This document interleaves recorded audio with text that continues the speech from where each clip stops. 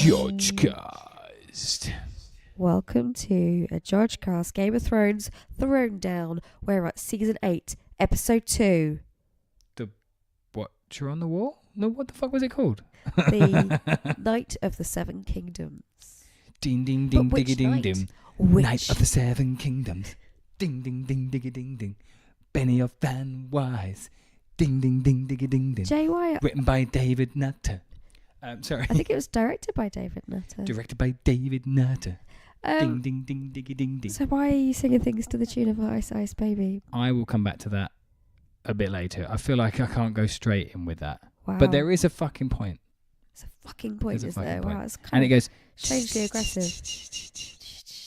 Ice, ice, dragon. Okay, look, we've got quite a lot to cover in this Throne Down. Let's put it out there because we had some feedback from episode 1 and we may have come across as a little bit critical. Just a little bit. Well, yeah, and I'm happy stand to by own it and say, yeah, we were Stand by. critical. Stand by. And this week, I think, showed in contrast why we were critical, because this episode was a vast improvement. This was great. There was movement forward. There was great. great character development. There was the politics, the quiet relationship building and jokes and it was fun. And tension. It was back. It was back. Yeah, it had humour. It had a little bit of everything. It just feel like it felt like there was a real drive, even though, let's be honest, not much happened in terms of what we're used to seeing across like an episode of Game of Thrones, which was like people journeying across country. Oh yeah, considering we've seen Gendry run a 5-week thing in an hour before, like it's quite impressive. It almost felt like it was in real time today. Yeah, and we'd already seen all these people get together, so you had a conversation with Gendry and Arya, and a bit more than a conversation, but they'd had the meet. They'd seen each other and conversed last week. She'd spoken to the Hound last week. Sansa and Dany had spoken last week. So all of the kind of big, oh my god, these people are back. Apart from Theon, who had a nice kind Theon of and the what they called, the Lords of the Light, or oh yeah, no, they did come back. They were arriving, and Samwell coming back. Yeah. Having seen the Hydra symbol of a boy in the country. But I'm mixing mythologies again, aren't I? You definitely are. But it's nice. I like it, like crossover event. But yeah, and then you. But do you think that's what's going to happen? Do you think they'll be saved by Iron Man and Cap? No. No, I don't think so either. No, maybe Aquaman. Because he's Joseph Momoa. He'll come back as Aquaman. But speaking Dothraki. Yeah.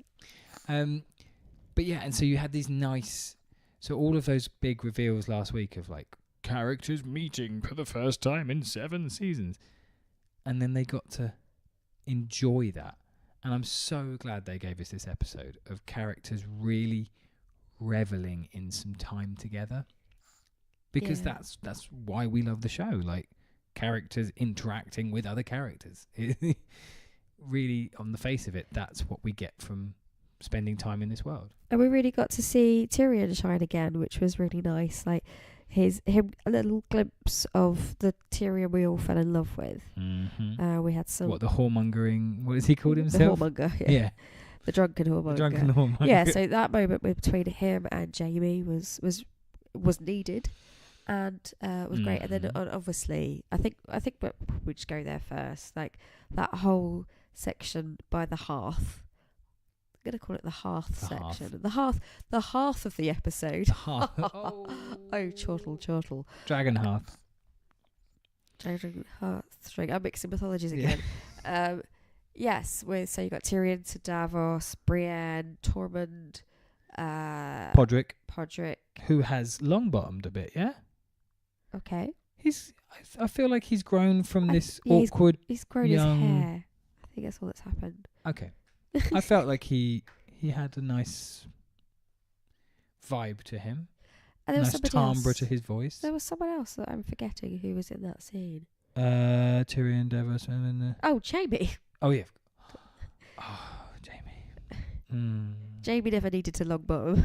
No, he's He's owning his look. He's a pretty man. I am enjoying some NKJ. So that was a really great Nicholas scene. Well, it's a really great... NCJ, sorry. It was a great, what was it, trio of scenes all around that thing.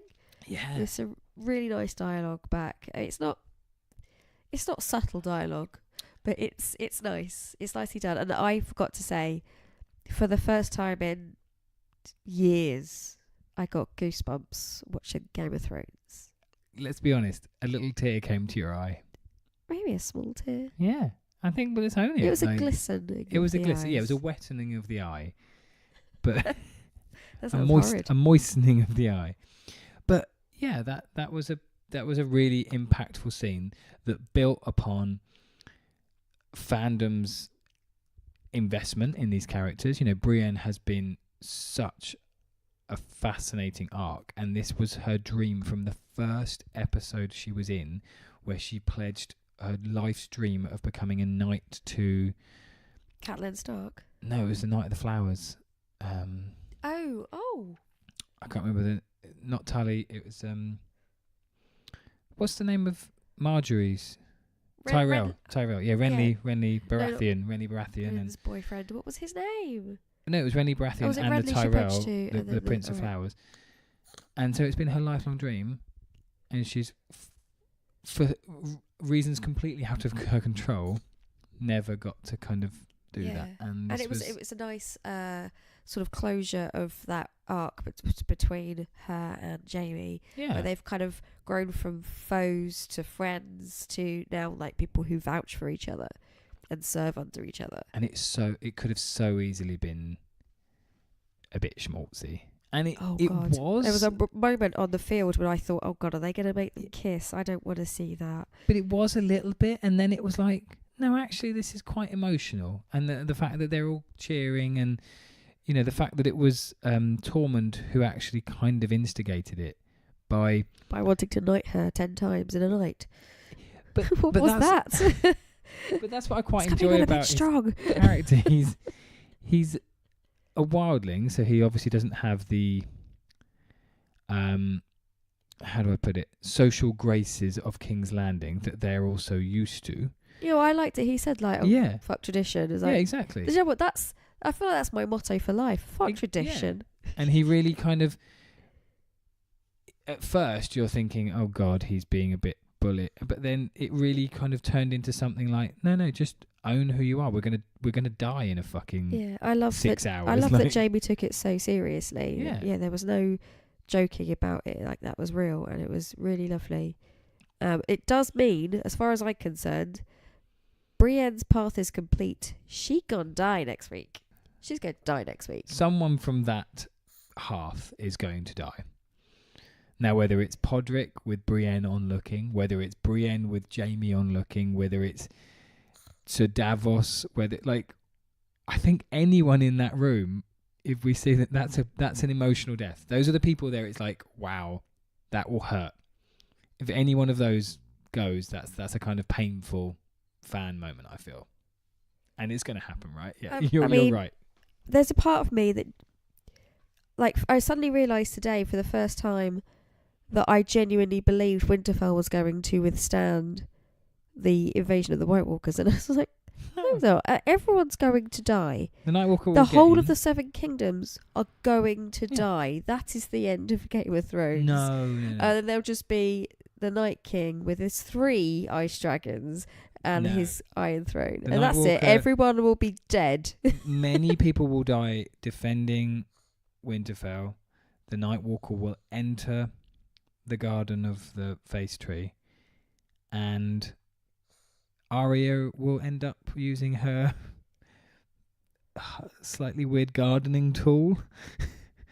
Oh no, it's her Darth Maul tool. Yeah, she's done a Darth Maul. I feel like she is going to end up killing the. I feel like that weapon setup is quite significant for some reason. I don't know why. She's going to kill 2 White Walkers at the same time. But I feel like she's going for the Night King. I don't know why. Of course she is. Like, don't know why. She wants to be the best. Kind of built. And so I loved this episode because even though it was a lot of setup for what is quite obviously going to be a Battle of the Bastards, Battle of the Blackwater-esque, like a whole episode of battle. fighting, I felt like this was it really had a nice resonance to it, this episode. It was lovely. Yeah, there was some really lovely moments. And let's just can we just talk about the fact that there's a lot to talk about in what happened, but also it feels like they're making the dread out of the White Walkers, because that's the characters, like that's the immediate focus. What's the real dread, Jay? What is everyone actually talking about? The real antagonist, which is Cersei. Like, every single person there was concerned about, well, what happens if we win? So Dany, the scene between Dany and Sansa, which was brilliant. Sophie Turner is nailing this season. She is really absolutely brilliant. Yeah, pulling out that kind of emotional stocks. So they're concerned about Tyrion and Jaime talking about Cersei, but Brienne. All of these people are focused on, but what happens if we survive? Because the main antagonist is still. So I feel like we are on the right path of next week, big fuck off battle. I mean, can we go back to that for a second? Sorry, yeah. Jaime and Bran had a conversation about what happens after, and Bran said you assume that there's an after. So does that mean that Bran knows they're all going to die, or does it mean that he can't see further than this battle? Because he can see future as well as past, right? I feel like he's a bit Doctor Strange at the moment, where he can see a multitude of possible outcomes and only one. Like he mentioned the fact that Jaime was there as a kind of, well, you're here to fight for us. It wasn't a kind of amazing you're here to fight for us. It was, well, this is one of the ones where Jaime comes and fights for us. So he's sort of like narrowing down the options. I feel like, he's kind of got this overseer. So he doesn't know what it's going to be, but he kind of knows it's probably one of these ones. And that might be that Jaime wins and then kills Dany, or there might be another one where Jaime wins and kills Cersei, and there might be another one where Jaime wins and doesn't do anything and goes off and marries Brienne. Not Brienne. No, they don't. No, they're a platonic relationship. That's nice. Yes. Yes. There's some. I think Jaime will die too. I'm genuinely at that point where I just think everyone's going to die. You're in a real nihilist kind of vibe at the moment. Yeah, but no, I want them to win against the White Walkers. Yeah, I think. Yeah, one thing I do think is going to happen. I think there might be a miscalculation here at Winterfell, and I'm not quite sure how strong the Night King's powers are, but I feel like he could put his hand on the ground and raise every dead body in it. And where are they sending all the people that need to be safe? To the crypt. So everyone that we feel is going to be safe in the crypt is going to end up dying. Killed by Ned and Lyanna Stark and everyone else who's down there. God, headless Sean Bean. Yeah. Because wasn't he on set? Yes. Right? That's got to happen. Headless Sean Bean, zombie Sean Bean. You heard it here first. Well, you probably didn't. But, you probably heard it several other places, I'm sure. I'm not the first to come up with that. That would be amazing, though. That would be so cool. But also horrible. Yeah, isn't that where they're putting all the children? Yeah. It'd be a bit like... Yeah, no, I don't actually want to see that. But but it could happen. It's an idea, isn't it? It's all to play for now. Yeah. But yeah, I thought it was a really powerful episode. Yes. I think there were some incredible scenes, and it was just a joy to just have everyone. And let's not lie. Some of the dialogue was forced as fuck, and the whole Gendry Arya thing. It didn't quite gel with me, and his whole line of when she was saying, "You fought these before. What is it like? Bad. Very bad. Very bad." And it came across a little bit like, I know what you're trying to do, it was just a bit but dead, wasn't it? Yeah, it all felt a little bit wooden. Yeah. Also, like, when you've seen a character grow up from, age 9 or something like that? Yeah. And now, I'm guessing the character's around 18. I think Maisie Williams is in her early 20s. It's this weird thing of going, I don't need to see them have sex. No. Like, I feel a little maternal almost about her. Like, I really don't need to see It's the it. Herbie Fully Loaded thing with, like, Lindsay Lohan, isn't it? It's like, no. What, did Lindsay Lohan have sex in Herbie Fully Loaded? Wasn't it one of those films around Is Herbie Fully Loaded even a film? I don't know. Yeah. Did you just make that up? No, one of the films when she kind of became an adult and... Oh, I don't know now. I feel like you dreamt this. She was in a Herbie film, but no, I don't know. She was in a Herbie film. Maybe maybe that was called wasn't Fully Loaded. I mean, that does make it sound pretty adult. Yeah. It's that idea of like a child star then suddenly taking on an adult role, but because this has happened within the same show, you're like, don't Game of Thrones her, don't like, I don't want to see the Yeah. But good for her. You go get some. Yeah. It's a good time to experience. In other relationships, so Jon finally told Daenerys that he is in fact her nephew. Yeah. He really knows how to pick a moment. Literally. Well, she had literally just said, "Oh look, that's your aunt." What else are you going to say? Like you, like. I think he did quite well to bring it round from the questions she was asking. Yeah, but why? But then why, like, go and You're stand in front of Lyanna Stark for ages, knowing that she's going to come find you there? Like, just it's a weird moment to pick. The White Walkers are literally about to arrive, and also, so I feel like a lot of people are surprised that her first reaction was, "So you're the one in line for the throne," and not, "Oh dear, oh shit, we've been incesting." Yeah. Is incesting a verb? It is now. Incestualizing.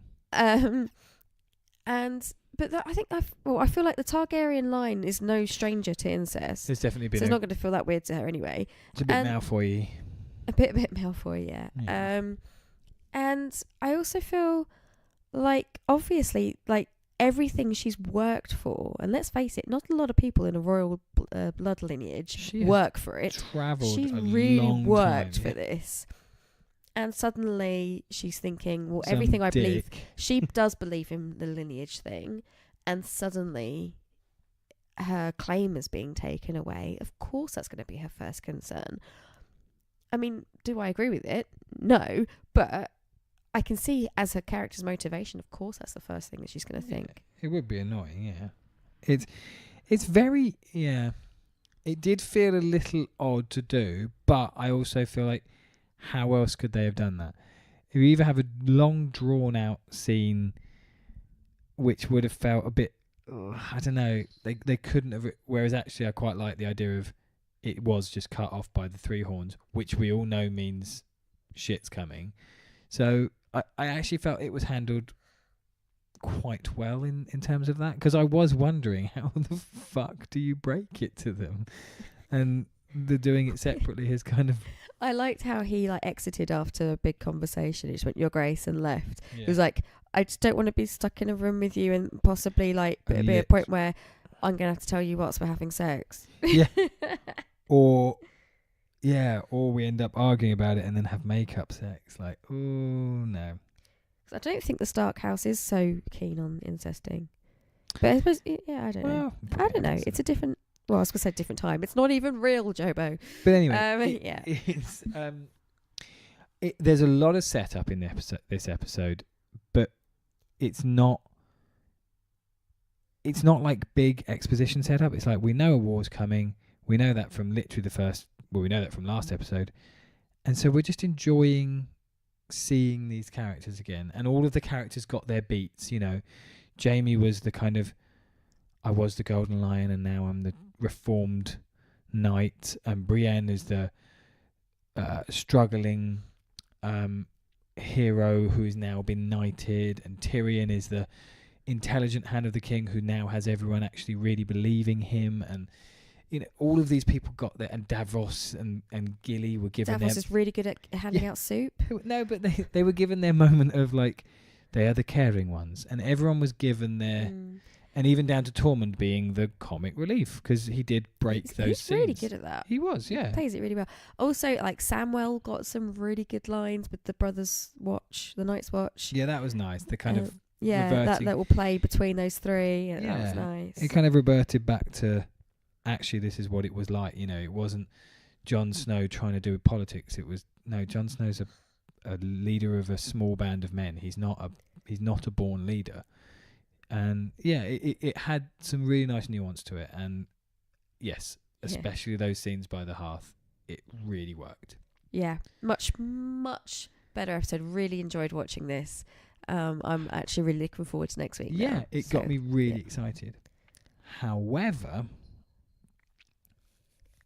then it built to that lovely moment, and you see Tyrion's face, or Dany, and all these people looking out, and you see the horse, and it's this big, epic, narrative moment. And then they start playing a pop song. And obviously it was a rendition of the song we'd heard earlier in the thing, but it sung by Florence and the Machine, who, great voice and stuff, but it sounded like something you'd hear on Radio 1. Like, it was jarring because the credits are about you sort of passing the information through your brain. They did it with the Hobbit films, and it just you're just processing what you've seen, and suddenly some like big produced pop song starts playing, and that's why I started singing Ice Ice Baby earlier, of just the marrying of pop and fantasy in this. I don't know why they've chosen to do it. And well, no, I think we will see Game of Thrones the album. We probably will. Sigur Rós and Coldplay, and yes, whether or not I agree with that is a different thing, but I think that will happen. And I also think some people really enjoy that. And I too found it quite jarring because it was so quick as well. Yeah, at least give us like even really 30 like seconds. A moment. Yeah. Not even that, but like it was just like straight. And we just literally just heard Podrick sing that song. Yeah. And it played out really well with that montage. Exactly. It worked really well. And yeah, I found it jarring too. Totally. But so when do you think Ice Ice Baby is going to happen? Are you expecting that next episode or next like the end of the whole series? Imagine that's what it felt like for me. Is imagine the end of season 7 where the ice dragon is blowing down the wall, and then rather than it cut to, I think it cut to silence, or it might have cut to the theme song, like a slow version of it. But imagine if they cut to Ice Ice Baby, and it's that. Just imagine that. Jay thinks that this is exactly the same thing. We've had this conversation already, and I can't get my head round because it's that a pop you think song. Florence and the Machine is the same as Ice Ice Baby. She is a pop artist. She's played on Radio 1. Totally. It just Vanilla jars Ice is me. a comedy song. She's written comedy songs. Has she? The dragon days are over. What? She's just like, it was like the dog days. The dog days are over. Yeah. Her first single, it was a breakthrough mainstream thing. Yeah. Not at all comedy. Very great song. Yeah, sure. But yeah, you know what I mean. I just find it's an odd position by the producers, and I know that it must be difficult for a show that can't put any product placement in because there's literally no way. It must be so hard. How does Game of Thrones make money? Oh, I don't know. We need a BMW in this shot. But an ice BMW, a 5 Series ice. I see that it must be good for them to be able to have some songs that they can publicise as well. But just give it even just the first 10 seconds of the credits. Just that. Just where you get that moment of, okay. And then slowly fade up Clanad or Enya or something. Also, make the series in 1989, please. That's the Florence thing, isn't it? But yeah, all in all, really excited about next week. Yes, bring it on. Where I imagine they'll have Ed Sheeran singing over the... No, Ed Sheeran will wander back and go, what's going on here then? Oh, I'll just fight this White Walker and then I'll sing a song on a stage. There's a castle on the hill. As Winterfell is burning. Look at that and castle everybody on is the hill. Dead. And on that note, thanks for listening. Our Game of Thrones is thrown down. We'll be back next week. Thanks for listening. If you liked what you heard, please leave us a review, a nice positive one, please, on Apple iTunes, and subscribe to hear more. Thank you. Bye. Bye.